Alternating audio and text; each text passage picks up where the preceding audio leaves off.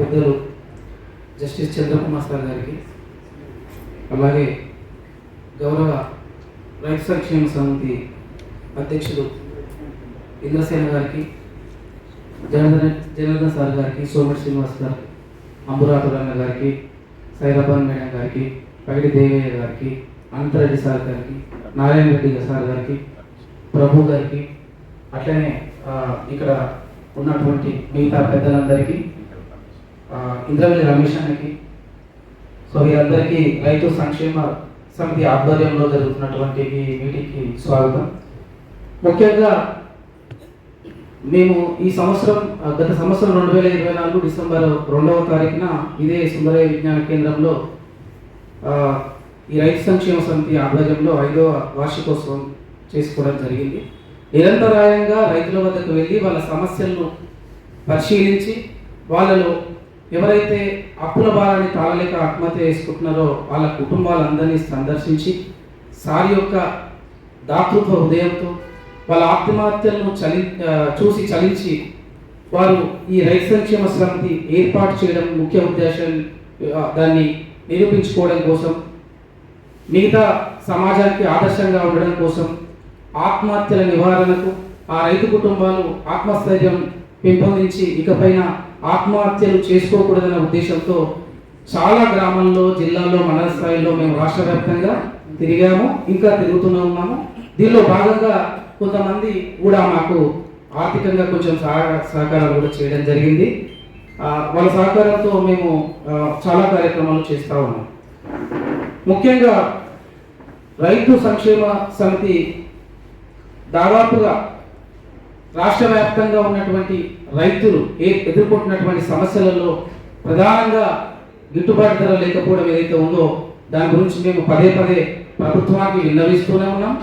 రాతపూర్వకంగా కానీ లేకపోతే ప్రజెంటేషన్ రూపంలో గవర్నమెంట్కు మేము మద్దతు ధర విషయంలో ప్రభుత్వానికి విన్నవిస్తున్నాము. అట్లాగే రైతుల దగ్గర నుంచి ఏవైతే భూసేకరణ చట్టాన్ని అతిక్రమించి భూసేకరణ చేస్తున్నారో దాని గురించి కూడా మేము చాలా రకాలుగా ప్రభుత్వానికి విన్నవించుకుంటూనే ఉన్నాం. కాబట్టి ఇక్కడ ప్రధానంగా ఏంటంటే రైతుకు ఆత్మస్థైర్యాన్ని కలిగించే విధంగా మా సంఘం ఎప్పుడూ ముందంజలో ఉంది.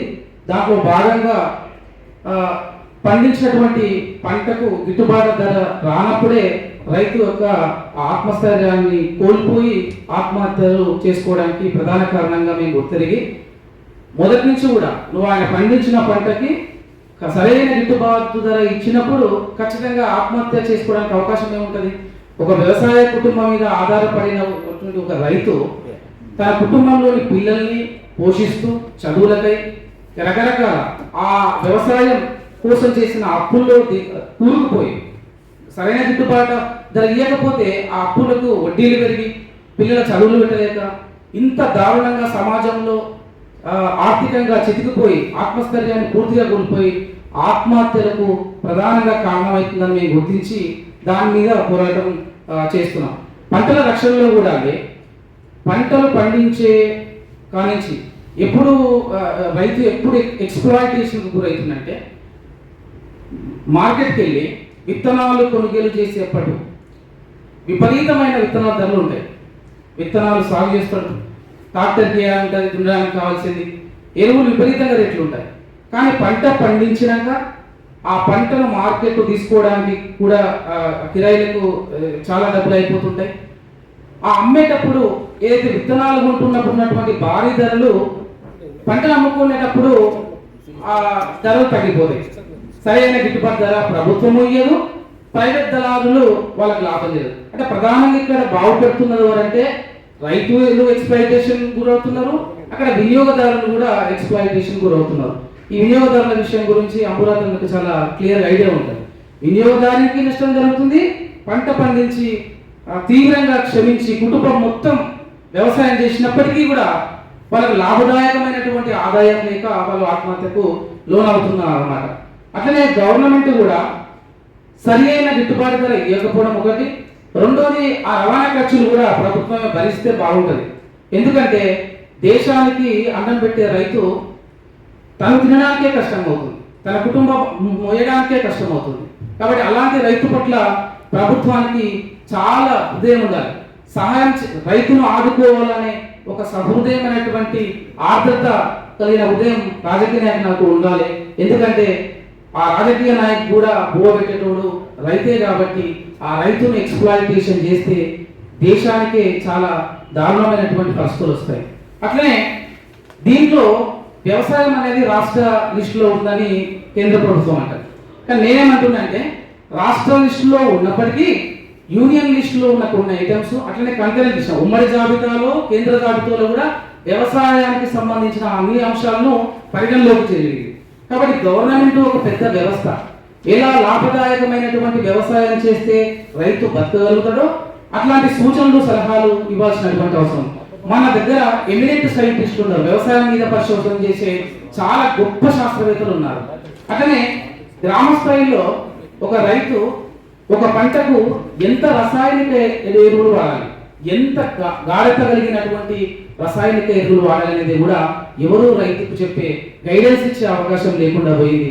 మన దగ్గర అగ్రికల్చర్ ఎక్స్టెన్షన్ ఆఫీసర్స్ ఉంటారు. వాళ్ళ చదువంతా వాళ్ళ పీజీలో అగ్రికల్చర్ సైన్స్లో ఏముంటుందండి, సాయిల్ యొక్క నేచర్, దాని ఫెర్టిలిటీ కెపాసిటీ, ఏ రసాయనిక ఎరువు దేనికి సూట్ అవుతుంది, బయోఫెర్టిలైజర్స్ ఎలా యూజ్ చేయాలి, పెస్టిసైడ్స్ యూజ్ చేయడం వల్ల పంటకు ఆ పురుగులు ఏవైతే రసాయనిక పురుగులు ఉన్నాయో అవి ఈ కెమికల్స్ అబ్జార్బ్ చేసినప్పుడు రెసిస్టెన్స్ వస్తుంది. దాన్ని మనం డ్రగ్ రెసిస్టెంట్ అంటాం. మనకు కూడా యాంటీబయాటిక్స్ ఎక్కువ వాడడం వల్ల డ్రగ్ రెసిస్టెన్స్ వస్తుంది. అట్లనే బ్యాక్టీరియా కూడా, వైరస్ కూడా, ఫంగై కూడా అట్లాంటి రెసిస్టెన్స్ వస్తుంది. ఇవన్నీ వాళ్ళు పీజీలలో అవుతుంటారు. కానీ మనం ప్రభుత్వము వాళ్ళని ఇక్కడ ప్రయారిటైజ్ చేసిందంటే కేవలం వాళ్ళు ఆధార్ కార్డు ఉందా, పాస్బుక్ ఉందా, నీకు రైతు బంధు వస్తుందా, రైతు బీమా నమోదు చేసుకున్నావా, వాళ్ళ పని ఇది కాదండి. ఎన్యూమరేటర్స్ చాలా మంది రకాలుగా ఇంకా రిక్రూట్ చేయొచ్చు. వాళ్ళు ఏంటంటే గ్రాస్ రూట్ లెవెల్లో రైతుకు భరోసానిస్తూ ఈ ఈ ఈ భూమికి, ఈ సాయిల్కు పలానా పంట అనుకూలమైంది, నువ్వు వేయడం వల్ల మంచి లాభదాయకమైనటువంటి వ్యవసాయం చేస్తావు, దానివల్ల నీ కుటుంబానికి మంచి ఆదాయం ఇస్తుందని చెప్పాల్సింది వాళ్ళు. ఎందుకంటే సైంటిఫిక్ లెవెల్లో వాళ్ళు రీసెర్చ్ చేసి చదువుకున్న వాళ్ళని మనం కేవలం డాటా సేకరించే వ్యక్తులుగా మనం చూడదు. ఎక్కువ కాన్సన్ట్రేషన్ వల్ల ఈ రసాయనిక ఎరువులు వాడటంలో కూడా ఖచ్చితంగా అవి ఏ కెమికల్ కూడా భూమిలో అబ్జర్వ్ కాదు, మనలోకి మనం తింటున్నాం కాబట్టి మనలో పోతే అనేక రకమైనటువంటి క్యాన్సర్, వివిధ రకాలైనటువంటి జబ్బులు వస్తున్నాయి. ఆటోఇమ్యూన్ డిసీజెస్ కూడా డెవలప్ అవుతున్నాయి అన్నమాట. అంటే హానికరమైన విషపూరిత క్రిమి సంహారకాలు వాడడంలో కూడా మనం మనుషులకు చాలా విపరీతమైనటువంటి జబ్బులు రావడానికి కారణమవుతుంది. కానీ గవర్నమెంట్ ఇది మనకేం పట్టని అంశంగా, ఇదేమి పట్టని అంశంగా డ్రగ్ కంట్రోల్ ఆఫ్ ఇండియా కానీ లేకపోతే ఇక్కడ ఉన్నటువంటి మన వ్యవసాయ కమిషనర్ కానీ ఏది దీనికి సంబంధించిన అసలు రైతులను కేవలం వాళ్ళు బానిసలుగా మాత్రమే చూస్తున్నారు. అన్నం పెట్టే అన్నదాతల్ని బానిసలుగా చూస్తున్నారు. ఈ మధ్యలో నార్త్ ఇండియాలో జరిగినటువంటి రైతు ఉద్యమంలో జనరల్గా ఎలక్షన్ ఏదైతే ఉందో మోడీ గారి ప్రభుత్వం అంత ముందుకు ఎలక్షన్ ఇయర్ను బేస్ చేసుకొని అప్పటిదాకా కొన్ని నెలలుగా వాళ్ళు చలికి వణుకుతూ రోడ్లపైన ఉద్యమాలు చేస్తుంటే కనీసం వాళ్ళని కనికరించకుండా కేవలం ఎలక్షన్ ఇయర్ వచ్చిందన్న ఉద్దేశంతోనే తాత్కాలికంగా ఆ రైతు వ్యతిరేక నల్ల చట్టాలను ఉపసంహరించుకుంటాము అని చెప్పారు తప్ప వాళ్ళకి లాభదాయకంగా ఏం చేకూరుస్తుంది అనేది దగ్గరికి తెచ్చి వాళ్ళను చర్చలు చేసే ప్రయత్నం అయితే చేయలేదు. వాళ్ళ ఉద్దేశం ఏముందో మరి. ఎందుకంటే రోడ్లు ఎక్కిన నాగుల కన్నా రోడ్లకు అడ్డంగా కొట్టినటువంటి మేకులే గొప్పమని వాళ్ళు భావిస్తున్నారు. కాబట్టి రైతు పట్ల ధీరమైనటువంటి ప్రశ్న whether central government state government రెండు అదే విధంగా చేస్తున్నాయి. అట్లే ఈ పంటల రక్షణ విషయంలో కూడా క్రాప్ రకరకాలుగా నష్టపోతుంటారు. అది అతివృష్టి వల్ల కావచ్చు, అనావృష్టి వల్ల కావచ్చు. కాబట్టి క్రాప్ ఇన్సూరెన్స్ చేసే విషయంలో కూడా గవర్నమెంట్ ఫీల్డ్ లెవెల్లో వెళ్ళి వాళ్ళ యొక్క ప్రాబ్లమ్స్ను మనం రెక్టిఫై చేసి వాళ్ళు ఎవరెవరైతే పంటలు క్రాప్ ఇన్సూరెన్స్ కోసం నమోదు చేస్తురా చేయలేదు అనేది వెరిఫై చేయాల్సింది కూడా గవర్నమెంట్ ఒక బాధ్యత ఉంటుంది. మనకి ఎట్లయితే లైఫ్ ఇన్సూరెన్స్ ఉందో పంట కూడా లైఫ్ ఇన్సూరెన్స్. ఎందుకంటే ఆరు కాలం కష్టించి శ్రమ చేసి తన చెమటను దారపోసి మనందరికీ ఆ నల్లని మట్టి నుంచి తెల్లని బువ్వ పెట్టిన రైతును మనం ఆదుకోకపోతే ఇంతకన్నా దారుణమైనటువంటి అవసరం ఏం లేదు. రానున్న తరంలో మనము ఈ ఆహార కొరత విపరీతంగా ఉండొచ్చు. మనము స్వాతంత్రం వచ్చిన కొత్తలో కూడా మనకు తిండి గింజల కొరత ఉండేది. అప్పుడు ప్రణాళిక సంఘం వేసుకొని మనకు మొదటి ఫస్ట్ సెకండ్ థర్డ్ వరకు కూడా వ్యవసాయ రంగాన్ని ప్రాథమికంగా చేర్చి మనం ఈ వ్యవసాయ రంగంలో వచ్చినటువంటి అనేక కొంచెం మెరుగు చేసుకుంటూ దేశంలో ఉన్న వాళ్ళందరికీ తిండి లేని వాళ్ళందరికీ ఆ తిండి అందించడంలో చాలా ప్రభుత్వాలు చాలా ప్రముఖంగా ప్రయత్నం చేసినాయి. కానీ 21st సెంచరీలో ఇంత అధునాతన కాలంలో కూడా ఈ ప్రభుత్వాలు రైతుల మీద ఎలాంటి సానుభూతి వ్యక్తపరచకపోవడం వల్లనే పూర్తిగా ఎక్స్ప్లాయిటేషన్ అయ్యి ఆత్మహత్యలకు ప్రధాన కారణంగా నేనైతే భావిస్తున్నాను. అట్లనే కమర్షియల్ క్రాప్స్లో కాటను, మిర్చి ఈ రైతులు ఎక్కువ మా ఇన్వెస్టిగేషన్ కూడా జరిగింది. కాటను, మిర్చి రైతులు ఎక్కువ ఆత్మహత్య చేసుకుంటున్నారు. విపరీతంగా బోర్ల మీద ఇన్వెస్ట్ చేసి ఒక అతను మేము మునుగోడు ప్రాంతంలో వెళ్తే 6 బోర్లు వేసిండు. 6 బోర్లు వేసి తీసుకొచ్చిన అప్పులకు వడ్డీ కట్టలేక ఇక ఆయనకు దీన వ్యవస్థలో ఆత్మహత్య చేసుకుంటేసి దీనికి ఎవరు బాధ్యత వహించాలి? 2013 వరకు NGNREGSలో మన మహాత్మా గాంధీ గ్రామీణ ఉపాధి పథకంలో 4 ఐదుని కమ్యూనిటీ వాళ్ళని 4 5 చిన్న చిన్న కమాతాలను కలిపి బోర్లు వేసించేటోళ్ళు. ఆ బోరు వల్ల వీళ్ళు సాగు చేసుకొని పంటలు పండించుకోరు. కానీ 2014 నుంచి మొన్నటి దాకా 9 సంవత్సరాలలో BRS ప్రభుత్వము ఆ విధంగా ఏమన్నా అడుగులేసిందా? రెండోది, గిట్టుబాటు ధర విషయంలో కూడా వాళ్ళు ఏదో సంక్షేమ పథకంగా చూస్తున్నారు. నో, ఖచ్చితంగా ఒక చట్టం చేయాలి. నువ్వు వచ్చి నేను 100 ఇస్తా 200 ఇస్తా ఏం పిచ్చం వేయట్లేదు. నేను దేశంలో ఉన్న ప్రజలందరూ నిటారుగా నిలబడి దేశం కోసం రకరకాల పనులు చేసుకొని మీరు బాగా సుభిక్షంగా ఉంటున్నారంటే కారణం రైతులు. వాళ్ళ గురించి ఆలోచన చేయకపోతే మరి ఎట్లా? ఏం రాజకీయాలు చేస్తున్నాం మనం? కేవలం కమిషన్ల కోసమేనా? ఈ రంగం మనకు సంబంధం లేదా? వ్యవసాయ రంగానికి సంబంధం లేకుంటే ఏం చేయదలుచుకున్నాం మనం? అట్లే భూసేకరణ చట్టం అండి. భూసేకరణ చట్టం 2013 ప్రకారం భూసేకరణ జరపవచ్చు. కానీ 9 సంవత్సరాలలో ఈ మధ్య కాలంలో ఈ ప్రభుత్వం కూడా వాళ్ళ దారినే పడుతుంది. భూసేకరణ చట్టం 2013లో అసలు వీళ్ళు ఫాలో అవ్వట్లేదు. అసలు ఈ 2013 భూసేకరణ చట్టము దాని టైటిల్ ఏంటండి? భూసేకరణ, పునరావాసం, పునఃస్థాపనలో న్యాయబద్ధమైన నష్టపరిహారం, పారదర్శకత హక్కు చట్టం 2013 ఉంది. చాలా అద్భుతమైనటువంటి, అంటే భూమి సేకరించడమే తప్పు నేను, కానీ గత్యంతరం లేక సేకరించినట్లయితే ఎట్లా చేయాలనేది 2013 చట్టం చాలా విపులంగా చాలా డీటెయిల్గా ఎక్స్ప్లెయిన్ చేస్తుంది. అసలు భూసేకరణ చేయకూడదు. చేయాల్సి వస్తే ఎట్లాంటి భూమి సేకరణ చేయాలంటే నిరుపయోగంగా ఉన్నటువంటిది బంజర భూములు కానీ లేకపోతే ప్రభుత్వ భూములు ఏవైతే వ్యవసాయానికి అనుకూలం కావో వాటిని మాత్రమే మనము భూసేకరణ చేయాలి. మిగతా దాన్ని చేయకూడదని స్పష్టంగా చేస్తుంది. ఒకవేళ నిజంగానే నువ్వు గత్యంతరం లేక చేయాల్సి వస్తే 8 ఎకరాల భూమి కోల్పోతున్నాడో అన్ని ఎకరాలు సాగు భూమి వాళ్ళకి ఇవ్వాలి. అలాగే 2 పంటలు 3 పంటలు అంటే బహుళ పంటలు ఏవైతే వేస్తున్నారో ఆ పంటలను అసలు భూసేకరణ చేయవద్దని ఉంది. చేస్తే అదే సాగుకు యోగ్యమైనటువంటి మళ్ళీ 2 పంటలు పండే భూమిని మాత్రమే ప్రభుత్వము చేయాలి. ప్రభుత్వం ఒకవేళ భూసేకరణ చేయదలుచుకుంటే 80% బాధిత కుటుంబాల యొక్క అంగీకారం ఉండాలి. అలా అంగీకారం లేనప్పుడు భూసేకరణకు చేయవద్దని స్పష్టంగా 2013 చట్టం చెప్తుంది. అట్లే ప్రభుత్వ ప్రైవేటు భాగస్వామ్యం ఉన్నటువంటి కంపెనీ భూసేకరణ చేసినప్పుడు 70% బాధిత కుటుంబాలు వాళ్ళ అంగీకారం ఖచ్చితంగా చేయాలి. ఆ అంగీకారం తెలపకపోతే భూసేకరణ చేయడానికి వీల్లేదు. దీనికి మనకు అధికారిగా కలెక్టర్ గారు పర్యవేక్షణలో జరుగుతుంది.